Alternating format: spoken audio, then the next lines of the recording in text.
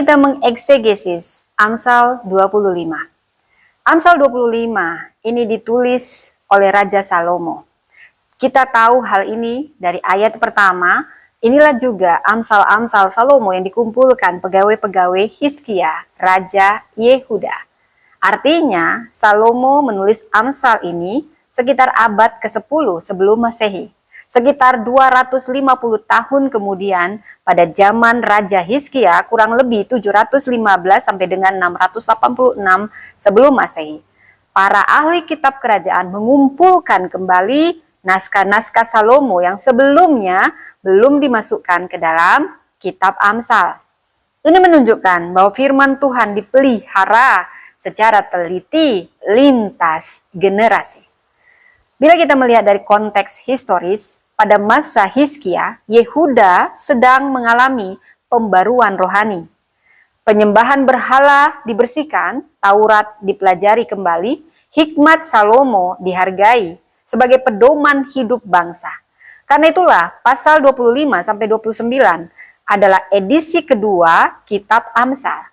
Tema besar dari Amsal ini berbicara tentang hikmat dalam hubungan dengan otoritas sesama dan musuh.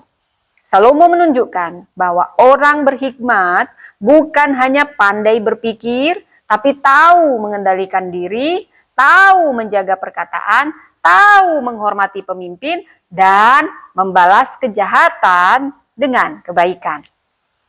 Bila kita menarik benang merah, pasal ini bergerak dari hikmat di hadapan Allah, hikmat di hadapan raja, hikmat dalam perkataan, hikmat dalam relasi persahabatan, hikmat menghadapi konflik, hikmat terhadap musuh, hikmat menguasai diri. Semua berpuncak pada ayat terakhir 25 ayat 28. Orang yang tidak dapat menguasai dirinya seperti kota yang roboh temboknya. Inilah klimaks pasal ini. Mari kita eksegesis ayat per ayat. Saya langsung ke maknanya. Ayat 1. Di sini Allah memakai banyak generasi menjaga wahyunya.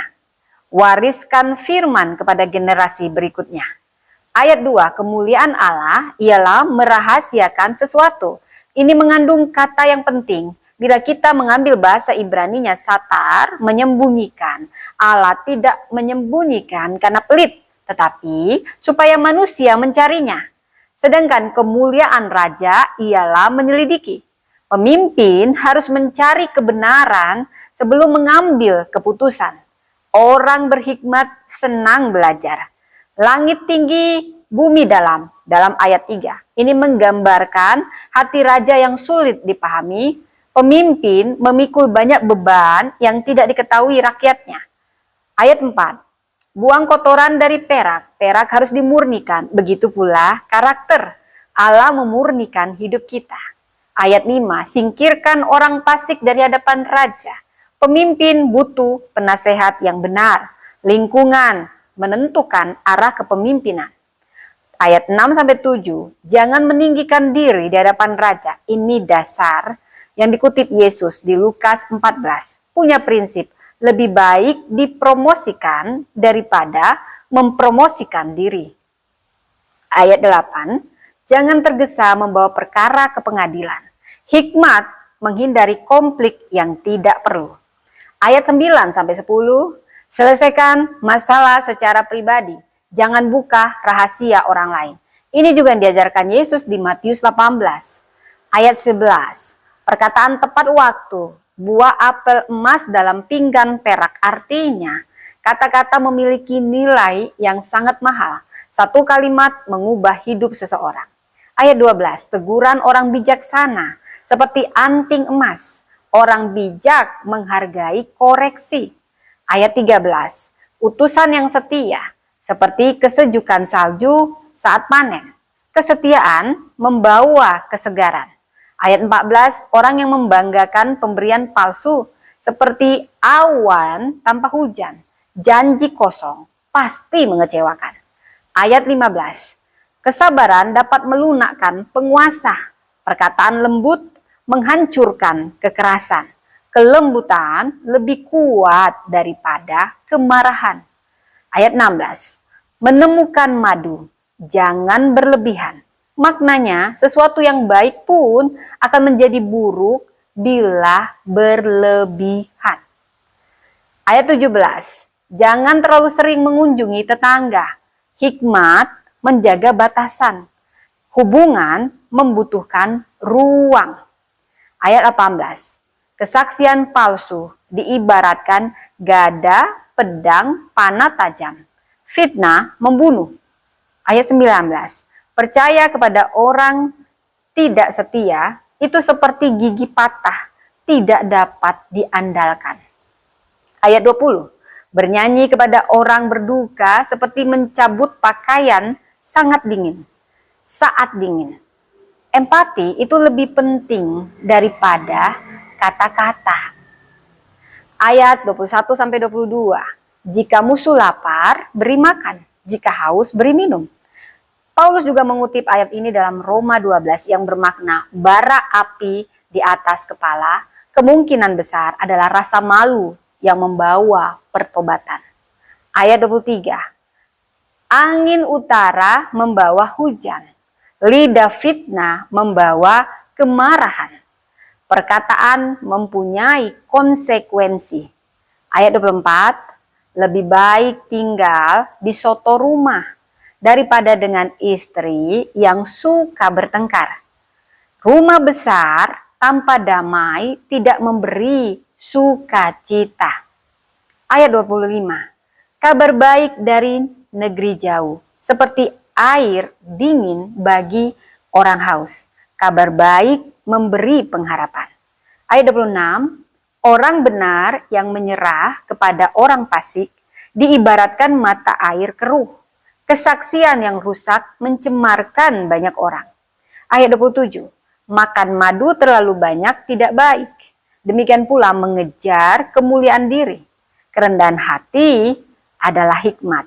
Ayat 28. Orang yang tidak menguasai diri seperti kota tanpa tembok. Kota bertembok, zaman kuno, tembok adalah perlindungan, keamanan, identitas, kekuatan. Tanpa tembok, mudah diserang, mudah dijarah, tidak aman. Orang yang tidak mampu mengendalikan emosi, amarah, hawa nafsu, dan perkataan membuka dirinya terhadap kehancuran. Saudara, apa teologi dari Amsal 25? Dari tema utama, pertama, Allah menghargai kerendahan hati. Hikmat tampak dalam pengendalian diri. Perkataan memiliki kuasa membangun atau menghancurkan. Pemimpin harus mencari kebenaran, bukan sekedar menerima laporan. Kesabaran dan kelembutan lebih kuat daripada kekerasan. Kebaikan kepada musuh-musuh mencerminkan karakter Allah. Integritas pribadi menjadi dasar kepemimpinan. Dari Amsal 25 ayat 2, kemuliaan Allah dan pencarian hikmat. Ayat 11, perkataan yang tepat pada waktunya. Ayat 21 dan 22, membalas musuh dengan kebaikan. Ini adalah ayat kunci dari Amsal 25. Dan ayat 28, ini puncaknya. Penguasaan diri adalah benteng kehidupan. Jadi ini sangat relevan dengan dunia modern di mana kita tahu saat ini, agar kita tidak tergesa-gesa menyebarkan informasi atau aib orang. Dalam kepemimpinan kita dipanggil menyelidiki fakta sebelum mengambil keputusan, dan pilihlah penasehat yang berintegritas. Dalam keluarga penting jaga perkataan, hormati batas, dan bangun relasi yang damai. Dalam pelayanan, kerendahan hati lebih bernilai daripada cari pujian. Dalam kehidupan rohani, kemenangan sejati bukan hanya menaklukkan orang lain, tetapi diri sendiri. Jadi Amsal ini adalah hikmat sejati, terlihat bukan terutama dari kecerdasan kita, tapi dari karakter yang teruji, rendah hati di hadapan pemimpin, bijaksana dalam perkataan, setia dalam relasi, murah hati kepada musuh, dan mampu menguasai diri. Orang yang hidup demikian memancarkan kemuliaan Allah dalam setiap aspek hidupnya. Tuhan memberkati.